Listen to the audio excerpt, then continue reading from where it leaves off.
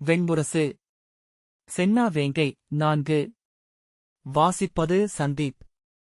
அறையிலிருந்து அனைவரும் வெளியே சென்றதும் சாத்யகி திரும்பி அசங்கனிடம், இங்கு நிகழ்ந்த எதையுமே அவ்வண்ணமே பொருள் கொள்ள வேண்டியதில்லை.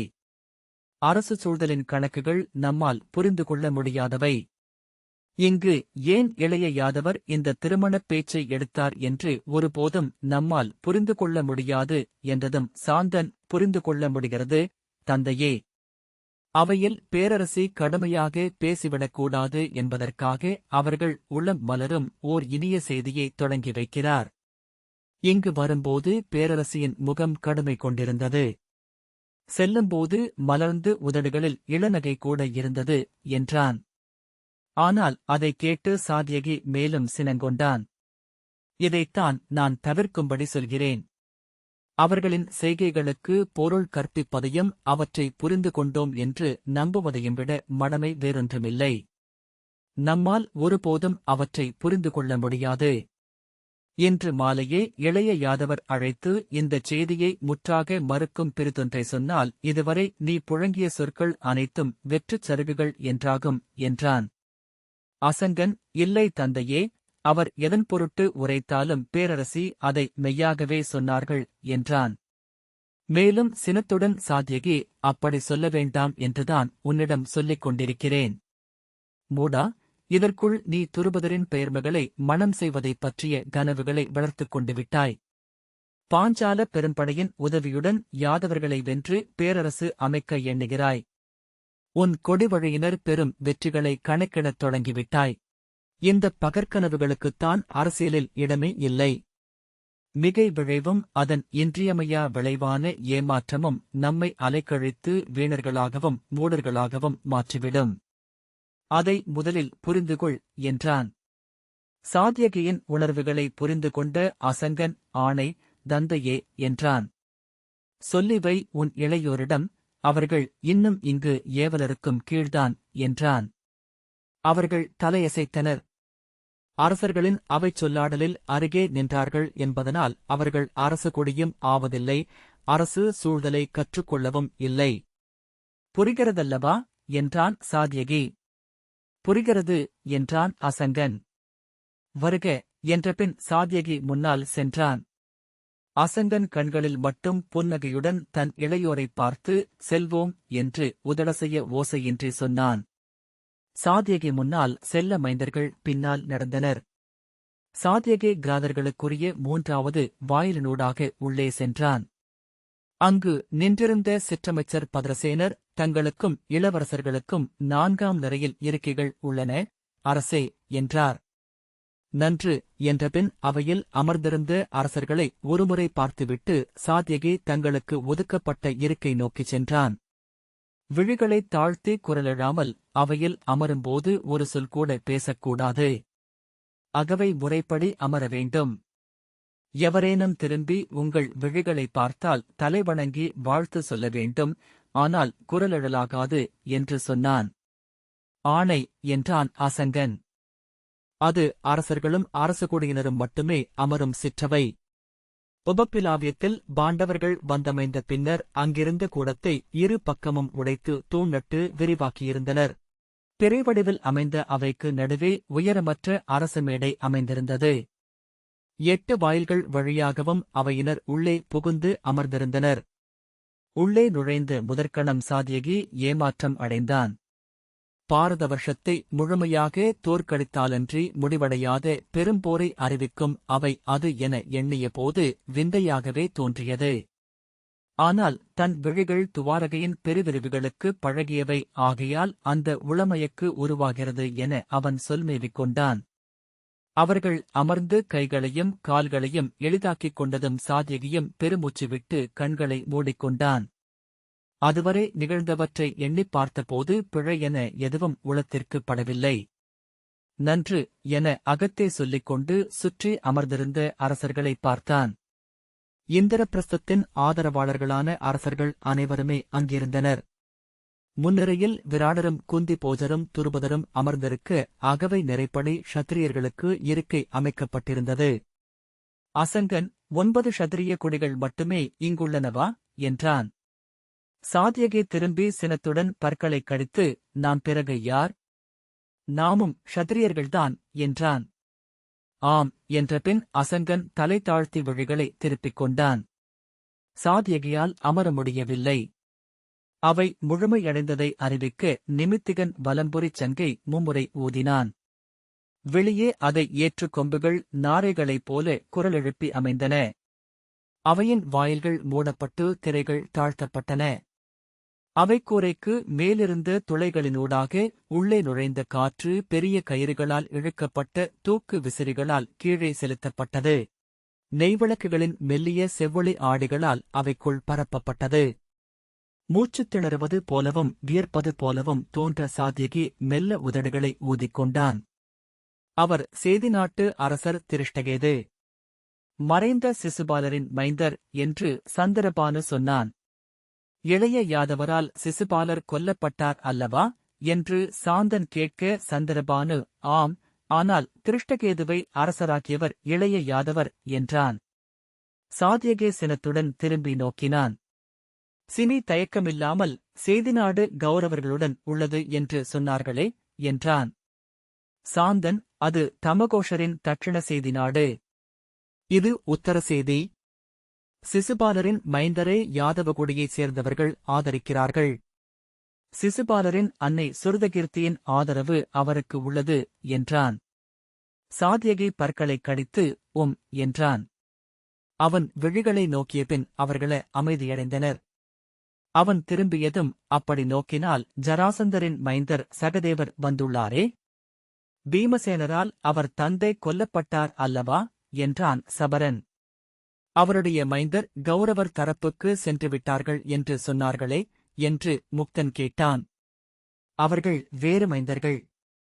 இப்போது ஜராசந்தரின் மைந்தர்கள் என ஏராளமானவர்கள் கிளம்பியிருக்கிறார்கள் என்றான் உத்வதன். இவர் ஒரு அக்ஷயகினி படையுடன் வந்துள்ளார். சாத்யகி திரும்பி நோக்கி அமைதி என பல்லை கடித்தபடி சொன்னான். சினி அவன் கண்களை நோக்கி, தந்தையே, அந்த நீலேரகு சூடிய மணிமுடி அணிந்தவர் கேகயர் அல்லவா என்று கேட்டான். அசங்கன் விழிகளில் நகைப்பு தெரிந்தது. சாத்யகி என்ன பேசுவது என தெரியாமல் திரும்பிக் கொண்டான். அசங்கன் பேச வேண்டாம் என தம்பியரை விலக்கினான். சாத்யகி அபிமன்யுவை பார்த்தான். தன் பீடத்தில் சற்று கோணலாக அமர்ந்து வேறெங்கோ நோக்கிக் கொண்டிருந்தான். ஏதோ காட்டில் மரக்கிளையில் அமர்ந்திருப்பவனைப் போல. அவனருகே பிரதிவிந்தியனும் சதானேகனும் சுதசோமனும் சுருதசேனனும் சுருதகீர்த்தியும் அமர்ந்திருந்தனர். அவர்களுக்குப் பின்னரையில் யதேயனும் சர்வதனும் நிர்மித்திரனும் இருந்தனர். சாத்யகி, நீங்கள் இன்னும் உபபாண்டவர்களிடம் அறிமுகம் செய்து கொள்ளவில்லை அல்லவா என்று கேட்டான். இல்லை தந்தையே, அவர்கள் வடக்கு காட்டிலிருக்கும் இந்திரபிரஸ்தத்தின் படைகளுடன் தங்கியிருக்கிறார்கள் என்றான் அசங்கன்.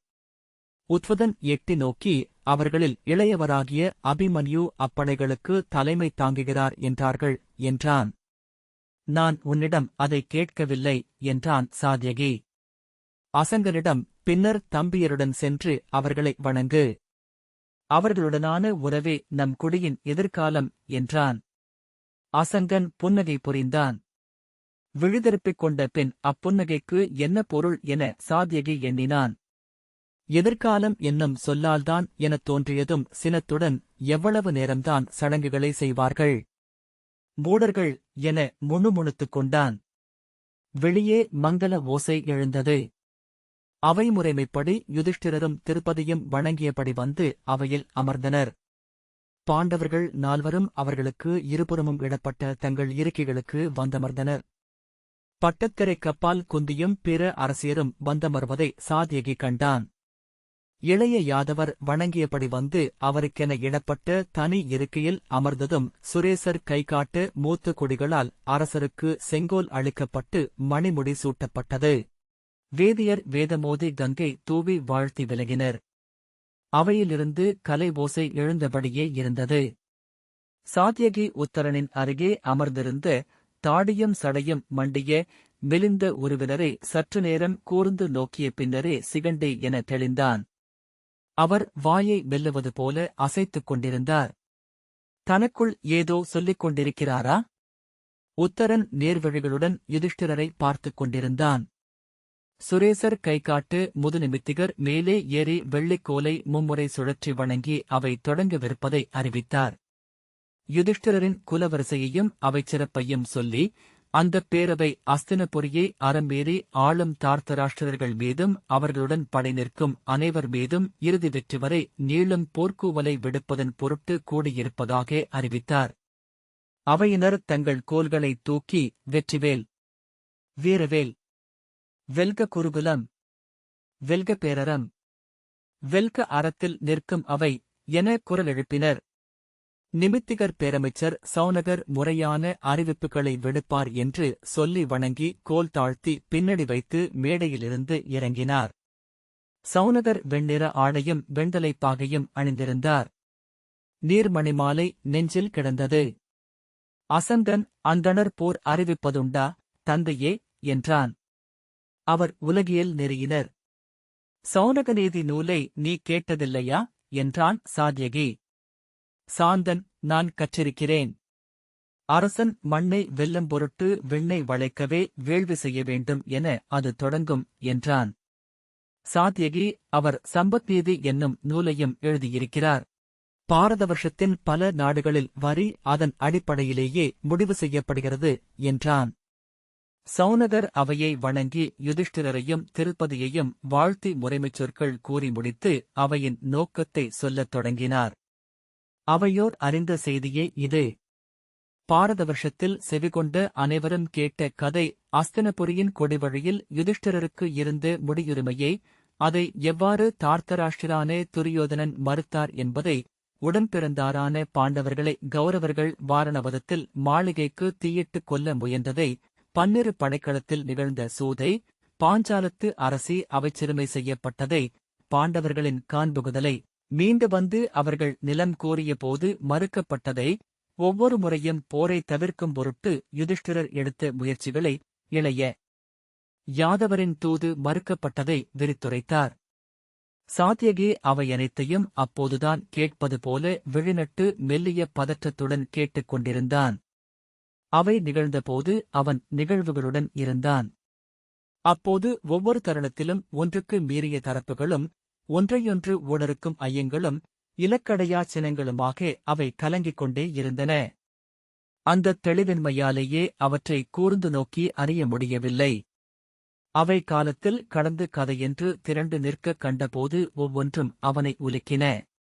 பாஞ்சாலத்து அரசி அவை நடுவே சிறுமை கொண்டு நின்றதை அவனால் எண்ணமென்று கூட திரட்டிக் கொள்ள முடியவில்லை. பற்கள் உரசிக்கொள்ள உடலை அதிரச் செய்தபடி ஒரு விதிர்ப்பு அவனில் ஓடியது. கைகளை இறுகப் பற்றி ஒவ்வொரு விரலாக மெல்ல விட்டு அந்த இறுக்கத்தை கடந்தான்.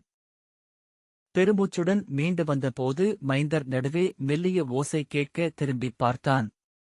அவர்கள் கைகளால் தொட்டும் விழிகளால் உரசிக்கொண்டும் ஓசையில்லா உரையாடலில் இருப்பதைக் கண்டு, என்ன என்றான். ஒன்றுமில்லை என்றான் சாந்தன். அனைத்தும் அவர்கள் அறிந்த கதைகள் என்பதனால் அவர்கள் ஆர்வம் காட்டவில்லை என்பதை உணர்ந்த சாத்யகி மீண்டும் சினம் கொண்டான். அவர்களுக்கு அவை கதைகள். கதைக்கும் நிகழ்வுக்குமான வேறுபாடு ஒன்றே, கதை பல்லாயிரம் நிகழ்தகவுகளில் ஒன்று. ஆகவே பிறிதொன்றென்றும் மாற்றிக்கொள்ளத்தக்கது. நிகழ்வு மாற்றமில்லாதது. இரக்கமற்ற ஒருமை கொண்டது. இவர்கள் இந்தக் கதையை ஒரு விளையாட்டாகவே எண்ண இயலும். ஏனென்றால் இவர்கள் இதற்குள் இல்லை. அவ்வண்ணமென்றால் இவர்கள் எதன் பொருட்டு போருக்கு எழுகிறார்கள்? போரும் இவர்களுக்கு வெறும் விளையாட்டா என்ன? இவை ஒவ்வொன்றினூடாகவும் நான் வாழ்ந்து கடந்து வந்திருக்கிறேன் என சாத்யகி மீண்டும் எண்ணினான். ஒவ்வொரு முறை கேட்கையிலும் அவை மீண்டும் ஒரு வாழ்வு என அலையலையாக உணர்வு கொண்டு எழுகின்றன. ஆனால் நோக்கியிருக்கவே அது வெறும் கதையாக மாறிவிட்டது. ஒரு கற்பனைமிக்க சூதன் அதை மாற்றிவிட முடியும் இன்று. முதுமையிலென இங்கு அமர்ந்து அதை மீள மீள எண்ணிக் கொண்டிருக்கிறேன். எழும் தலைமுறை இக்கதைகளை ஒரு முறைக்கு மேல் செவிகொள்ளாது.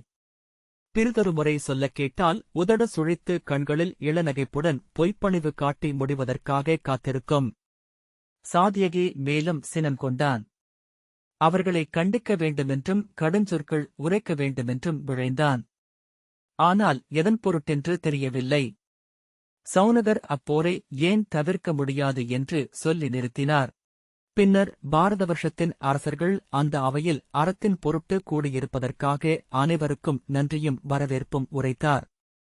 அரசர்களே, குடித்தலைவர்களே, வீரர்களே, போருக்கென எழுந்த அனைவருக்கும் மாறாத மெய்யறத்தை ஆளும் தெய்வங்களின் நற்கொடைகள் பொழிக. இத்தருணம் தெய்வங்களால் மும்முறை வாழ்த்தப்படுக.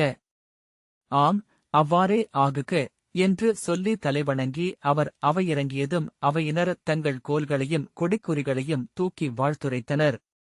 நிமித்திகர் மேடையேறி அவையில் இந்திரபிரஸ்தத்தின் அரசர் யுதிஷ்டிரர் போர் வஞ்சினம் உரைக்கப் போவதாக அறிவித்தார். அதைக் கேட்டதும் அவையினர் தங்கள் கோல்களையும் வாள்களையும் தூக்கி பெருங்குரலெழுப்பினர்.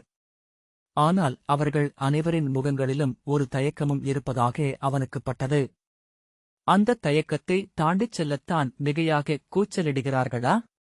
யுதிஷ்டிரர் கைகூப்பியபடி எழுந்தார். அவையின் 4 மூலைகளிலும் சங்குகள் ஓசையிட்டமைந்தன.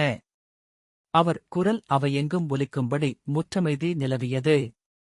யுதிஷ்டிரர் அவை மேடையில் சற்றே முன்னால் வந்து நின்று தணிந்த குரலில் தொடங்கினார். இன்று இந்த அவையில் நுண்ணுருவில் நின்றிருக்கும் எங்கள் குடித்தெய்வங்களை வாழ்த்துகிறேன். தோன்றா தெய்வங்களென அருள் புரிந்து சூழ்ந்திருக்கும் என் குலத்து மூதாதையரைப் பணிகிறேன்.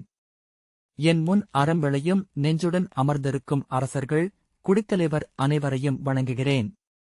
இத்தருணம் பாரத வருஷத்தின் வரலாற்றில் ஒளிமணியென என்றும் திகழ்க. இதை பெருங்கவிஞர் சொல்லில் நிலைநிறுத்துக. நம் கொடிவழியினர் என் நிலையிலும் தோற்காது அறம் என்ற மெய்மையின் விளக்கமாக இதை பயில்க. ஆம், அவ்வாறே ஆகுக. அவையினர் ஆம், ஆம், ஆம் என்று வாழ்த்துக் குரல் எழுப்ப யுதிஷ்டிரர் தொடர்ந்தார். அவையோரே, நீங்கள் அனைவரும் அறிந்தது இது.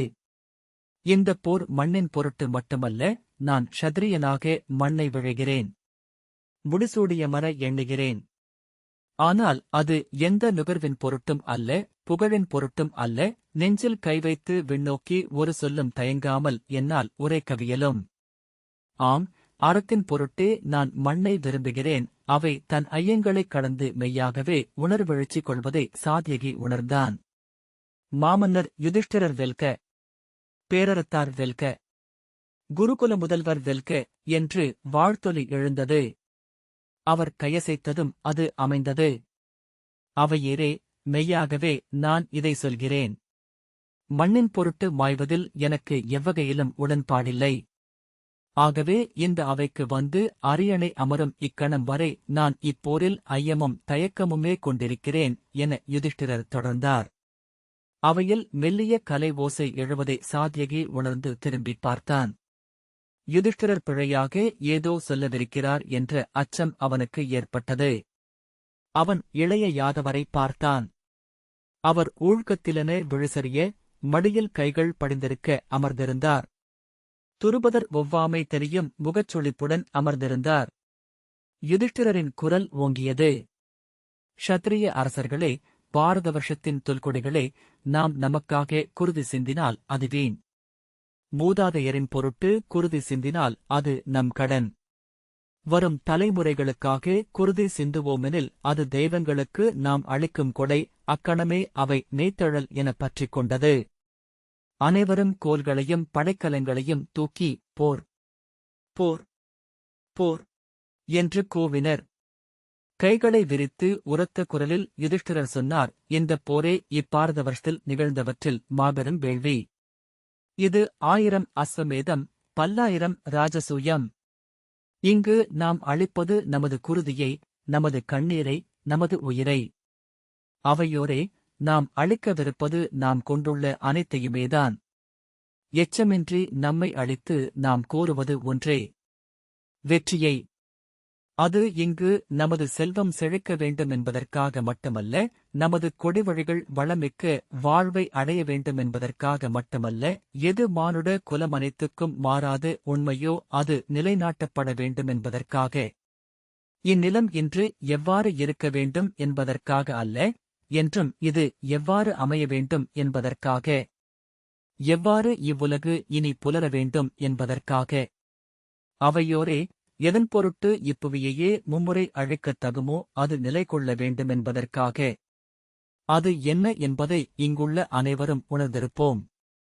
சொல்லென அதை முன்வைக்க நம்மில் அனைவராலும் இயலாது போகலாம். அவையில் வகுத்துரைக்கும் திறன் நம்மில் மிகச் சிலருக்கன்றி பிறருக்கு இல்லை என்று எவரும் அறிவார். ஆனால் அதை அறியாத எவரும் இங்கில்லை. வேத முடிவு என்னும் மெய்மையின் பொருட்டே நாம் படை கொண்டு எழுந்திருக்கிறோம். உண்மை என்பது ஒன்றை ஏற்று பிறிதனைத்தையும் மறுப்பதாக அமையாது என்றும், மெய்மை என்பது ஒருவருக்கு ஒரு வண்ணமே தன்னை வெளிப்படுத்துவது அல்ல என்றும், ஒன்றே மற்றொன்று என்றும், இங்கிருப்பதனைத்தும் அதுவே என்றும், அதுவன்றி பிறிதொன்று எங்குமில்லை என்றும், அறிவதெல்லாம் அதையே என்றும் நமக்குரைக்கிறது. அந்த அழியா மெய்மைக்கென எழுந்தவர்கள் நாம். வேத முடிவு பிரிவின் பாதையல்ல. வேதம் தன்சாரென ஒளியெனக் கொண்டுள்ளது ஒருங்கிணையும் பாதையையே. வேதத்தில் விளைவது விலக்கலின் பாதையல்ல, ஒருமையின் வழியே.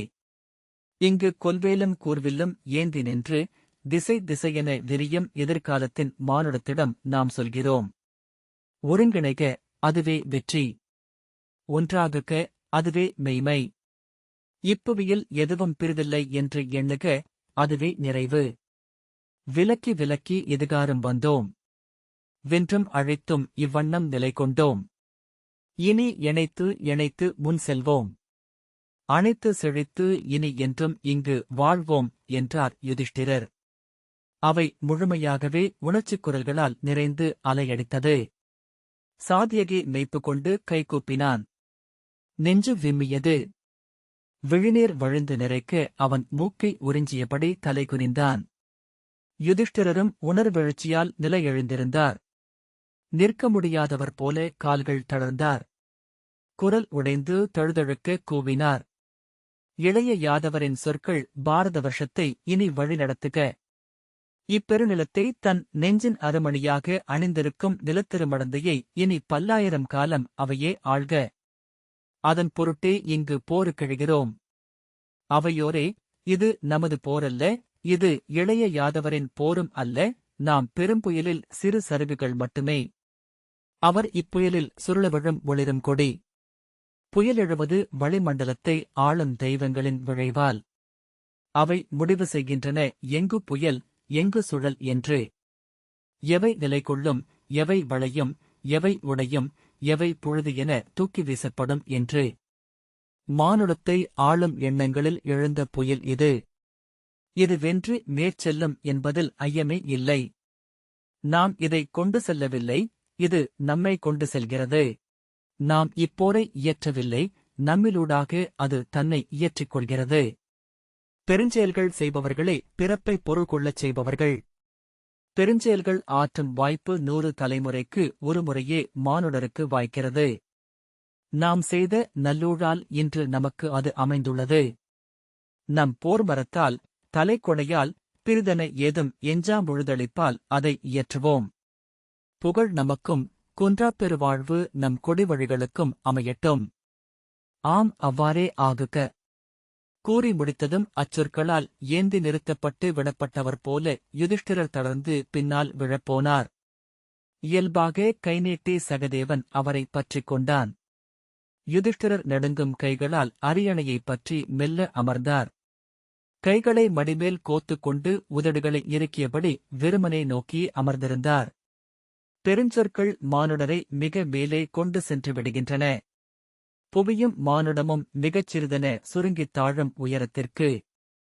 சாத்தியகே கைகளை கூப்பி நெஞ்சோடு அணைத்தபடி அமர்ந்திருந்தான். அவன் கண்களிலிருந்து நீர் சொட்டிக் கொண்டிருந்தது. இந்த வாசிப்பை கேட்டதற்கு நன்றி.